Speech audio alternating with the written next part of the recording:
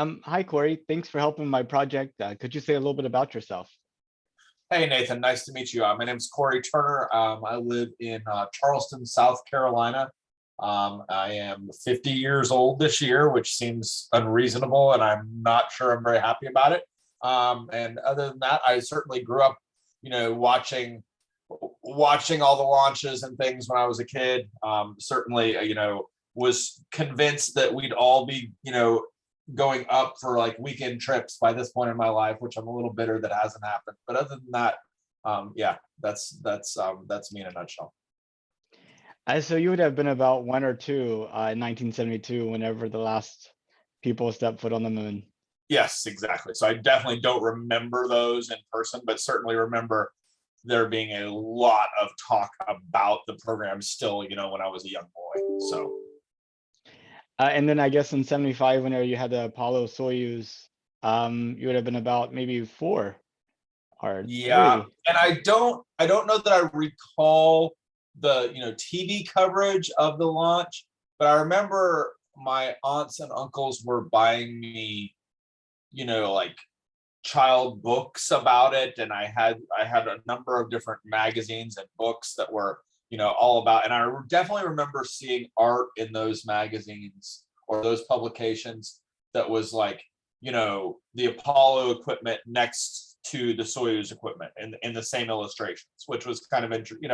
I remember being struck by that even as a young child, that there was that these were two different sets of equipment from two different nations, and that it was interesting to see them side by side. So And then I guess the first shuttle launch, I'm not sure when that was, early 80s? I definitely remember the shuttle. I remember the I had a toy of the transporter with the 747 and the shuttle stacked on top of it, and remember that being a really compelling thing for me as a child. And then I definitely remember watching the shuttle launches, and I certainly remember the Challenger disaster. I think I would have been in fifth grade or something when that happened, and I believe I was actually home from school sick that day, so I was watching the launch on TV at my house, home alone, because my mother and father were both working, and remember that happening, and what a tragedy it was. Uh, do you remember how you reacted? I mean, so you're watching the launch. I mean, it had already, like, this is like the fourth launch attempt for Challenger with the teachers in space. Um, and it's finally taking off. And do you remember how you were thinking and I reacting just that day? remember, there was a lot of talk about Kristen McAuliffe being on board for the crew, and that this was the first teacher in space and everything, and we had been talking about it at school and how exciting that was. And then I just remember, I remember as a child, as we were watching the shuttle go up, and then there was that iconic photograph of the explosion, of the cloud of smoke where the explosion, and the two boosters kind of branching off from it, this gigantic sort of Y in the sky. And I it's been many years ago, and I'm sure my memory is not completely accurate, but I do remember, like, watching that on TV and saying, that is not the way it's supposed to look. and I remember, there was some ambiguity with the announcer on TV, obviously not wanting to get ahead of themselves and say anything too awful on TV. But I remember as a child saying, like, I know I've seen enough of these to know that that's not right, and then very soon after that, it sort of being evident that something terrible had happened. So yeah, that was a sad day. I definitely recall it being grim. Did you want to be an astronaut before that point? I mean, every child thinks that they had wanted to be an astronaut, and I certainly did. All the books and things that I was being supplied, I was just of course, that it just seemed like the most, incredible opportunity ever. So of course, yes, without a doubt. And what were some other occupations you were considering at that time?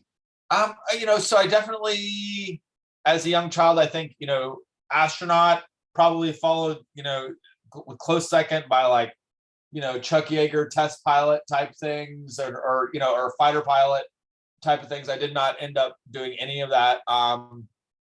And I don't know what else would have been a close second. Probably, like a spy or something would have been, like the next thing after that. But definitely like, astronaut and then like pilot of some sort. It really seemed interesting back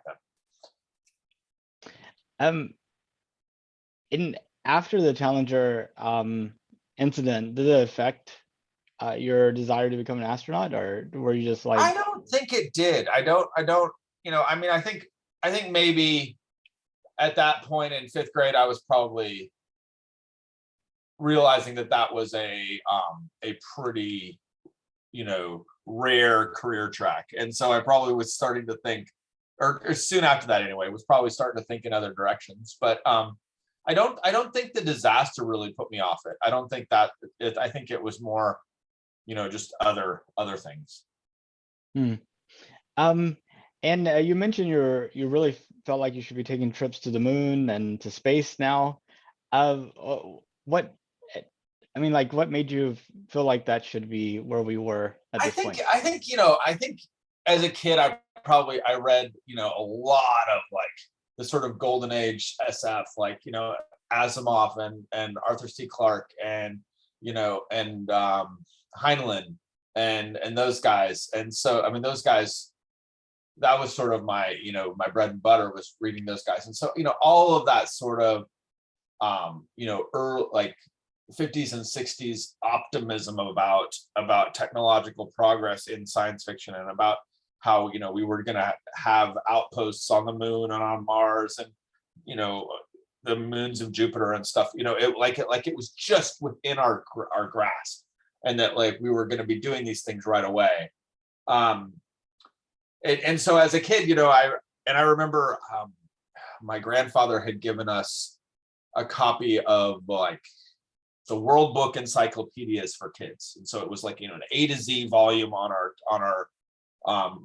our bookshelf, but it was all like stuff, for kids. And I remember there was definitely an article about, someday you might use a jetpack to get to school. And I definitely fell for it. Like I definitely was like, okay, I'm gonna have a jetpack, And so, here we are all these years later, still no jetpack, although starting to see them on YouTube, anyway, all those things as a kid, I was just convinced that they were going to be right there. I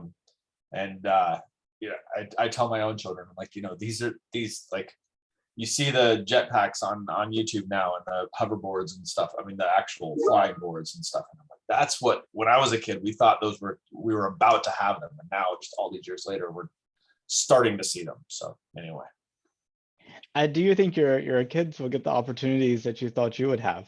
That's an interesting question. I mean, I don't know that weekend trips to the moon are going to be happening, anytime soon. It seems like there's a lot yet to be solved in terms of making that economically and technologically viable. But some of it, maybe, I don't know. It'll be interesting. My eldest son is a junior in high school and very interested in aerospace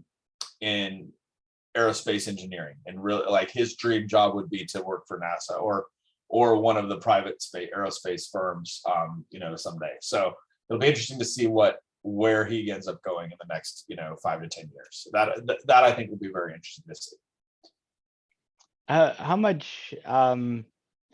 much is dependent, or rather, how much do you think will change if SpaceX is successful with the Starship and it is 100% reusable, just fuel it and go?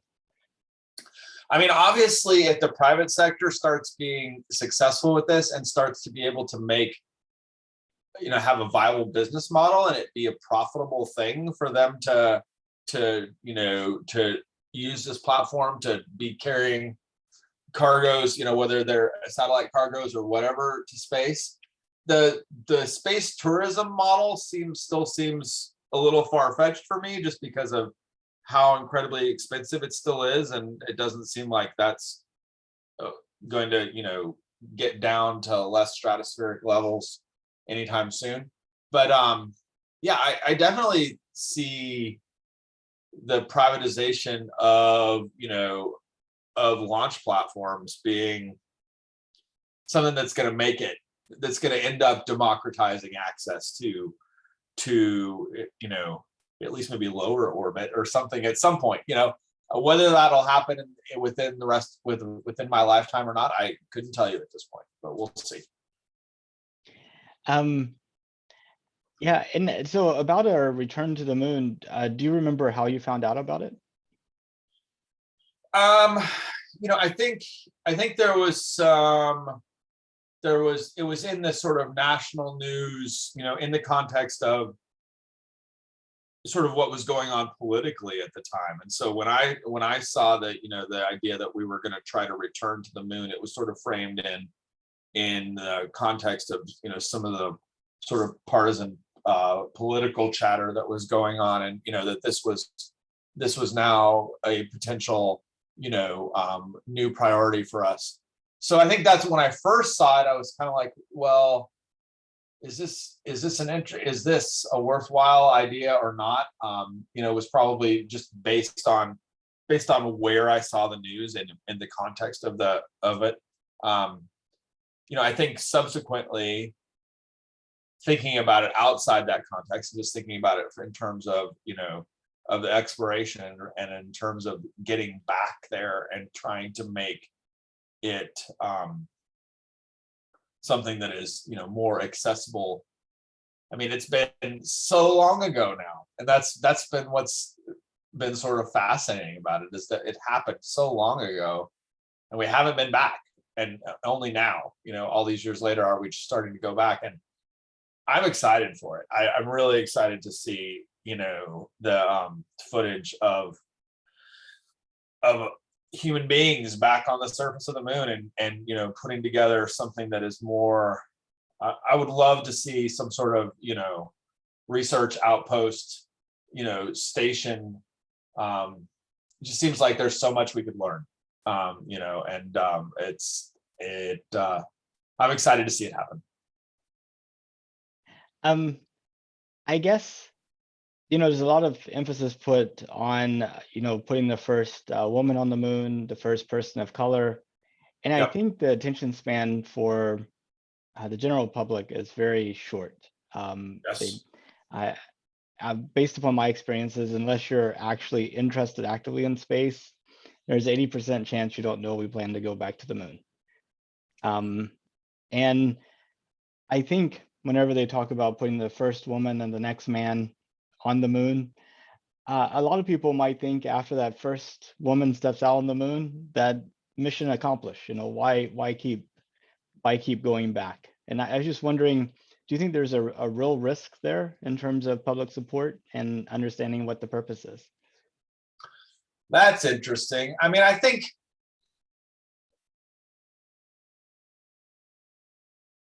the fact that we haven't been back in, what is it? I mean, it's almost 40 years, right? It's been 49 years. 49 years. Yeah, you're right. That's nuts.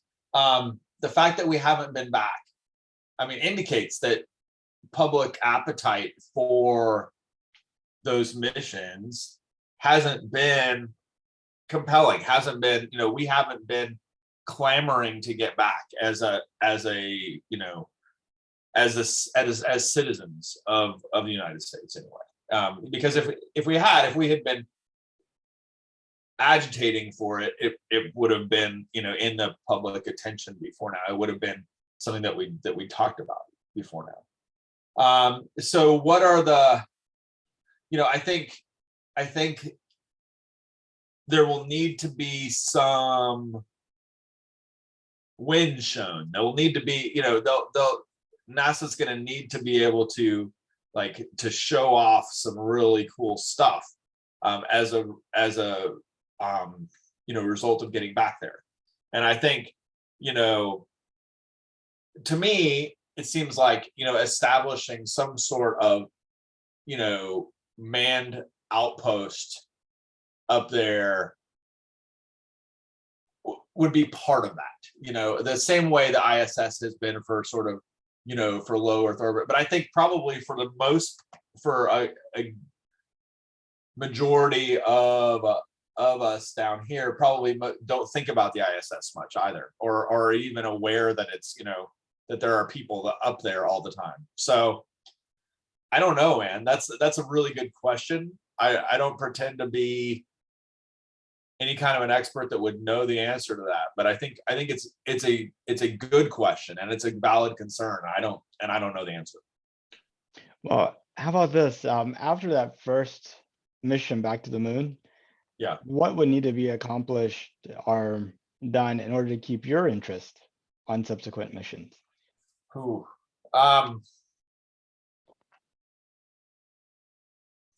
It's a really good question. I think, if they were able to show off,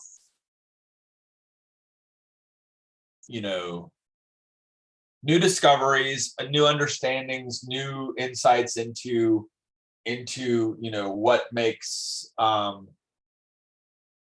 what makes the moon compelling and unique, and then if they were able to demonstrate some sort of discovery that was somehow valuable, or there was some sort of breakthrough, but I get that's asking a lot for a quick mission to the moon. And then going forward, man, I think it has to be establishing the moon missions have to become important as in their own right, but also as sort of a means to a larger end.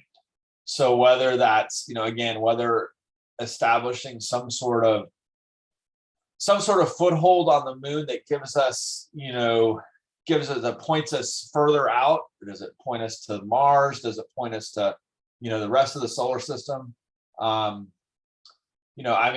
definitely buy the idea that as a race, as for the human race, eventually we've got to get a toehold on some other place to live besides this rock that we're on here, right? Otherwise, our long-term survival prospects start to look pretty bleak at some point if we're only on the Earth. So, to me, it seems like that's where we have to go at some point. Whether that happens in my lifetime, I really kind of doubt that it will. But at some point in the future, we have to. So,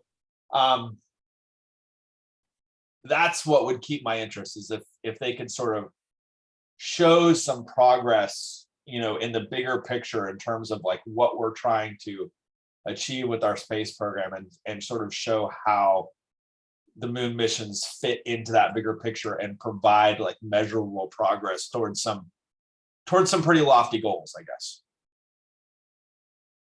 That makes sense. So you mentioned you thought you'd be taking weekend trips to the moon at this age. Yeah. And we've had the Challenger, we've had Columbia. You have 2 children. I don't know about for you, but the world became a very dangerous place, and I became very cautious after having children myself. Would you still consider taking a trip to space? Oh, so this is my wife, who I love very much, but it's this ongoing joke with us and I think it was started by one of the missions to Mars movies back in the last 20 years. There have been a few of them. So whether it was Red Planet or Mission to Mars or which one it was, but there was a husband and wife team that go on a mission to Mars, and he doesn't make it. there's an accident in space, and he actually like pops his suit so that she won't come after him. And I remember my wife and I sort of getting into this discussion afterwards, and she, her saying, this seemed a little risky for them to have done this, and it was kind of like his fault that they ended up in that situation. And I apologize if you can hear the background noise. I'm trying to quit it. Anyway, so it's turned into this big joke with my wife and I that I keep saying, well, if they invited me to go to Mars, I'm going. And my wife is like, well, if you leave for Mars, I'm not going to be waiting for you when you get back or whatever. And it's this total joke. But man, I mean, there's some truth to it too. Like, I mean, if I got a call from someone, whoever it was tomorrow saying, hey, would you want to, hop on a spaceship and go to Mars and be one of the people who actually gets to walk on the surface of Mars and like see it with your own eyes, I'd have a really hard time saying no, man. That would be, even with my wife and my kids who I love so much. I mean, that's like such an amazing like opportunity that goes back to like everything I dreamed about when I was a little boy, right? So I don't know. Maybe I probably would say no at this point, but it would be a tough call. It'd be hard to say no to that, so if I had a chance to, and Mars is one of the reasons that you'd say no to Mars is because it's such a long-term commitment, and like you might not ever be coming back. I don't think they've got a plan for getting off the surface of Mars yet, a viable plan anyway. So, but I mean, if there was a chance to hop on, one of these capsules that we saw, the Blue Origin capsule that we saw, William Shatner in this week, and go up there and do a lap and maybe do an orbit on the moon and come back or something. I mean, I would love to do that. I would love it. So I don't know. I don't think that's coming anytime soon for me. But if it were, I would have a really hard time saying no. How about Inspiration 4? Did you donate some money to St. Jude's and get entered into the drawing for a seat? I did not. That might have been a good idea, but I did not do it. But did you know about it in time? No, I didn't. Oh, okay. So when did you find out about Inspiration 4?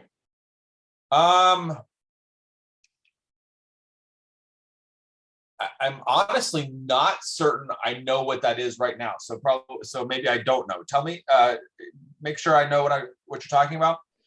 So Jared Isaacman, the CEO of Shift4 Payments, sponsored a SpaceX Crew Dragon mission to take 4 civilians or 4 non-professional astronauts, if you will, on a 3-day journey around the Earth. And each one of the 4 seats were supposed to represent a different kind of attribute. Like Jared's seat represented leadership, and then they had one for generosity, which was given away through a drawing. Now one that was prosperity, that was given away through a contest. And then Haley Arcano, who is a childhood cancer survivor from St. Jude and is a physician's assistant, was chosen as the Hope seat. So the 4 of them actually completed their mission about a month ago. Okay. Actually. So they were selected in February, March timeframe. They did 6 months of training, and then they went on 3-day orbital mission. So cool. Yeah, I had heard about it, but I don't think I remembered about the drawing previously. So I knew about the mission, but yeah, I would have. I did not enter. And I somehow had missed like that whole campaign. I missed it. There's been, a lot of things going on with COVID and everything else the last year and a half. So somehow I missed that, but that's really neat. Yeah, it's interesting. It was announced either at the very end of January or first part of February. There's a Super Bowl ad, of course, that first week in February. And then the deadline was the end of February. So you talk about a really short window. It's, even people in the space community didn't know about it. I think their results could have been a lot better if they had more time. Yep. Well, that's pretty much all the questions I had. Is there anything else that you wanted to talk about, or any questions you had for me? No, this was a fun conversation, man. It's fun to just sort of think out loud about this stuff. I'll be interested to see what your results are. And yeah, man, I'm looking forward to the to us getting back to the moon, man. It'll be really fun to watch. And I definitely we'll all be looking. Me and my entire family will be tuning in. It'll be really neat to see us make it back there. And again, I really hope that it's part of that. It's not just like a quick, like we did it and now that's it. But that it's part of some sort of bigger picture vision for where we're going with our space program. And I think it'll have to be this time around. So that's what I'm looking forward to seeing. Well, thank you so much, Corey, and I hope you have a good rest of your day. Nathan, same to you. I appreciate it, and good luck with your project, man. Thank you. Thank you. All right, bye.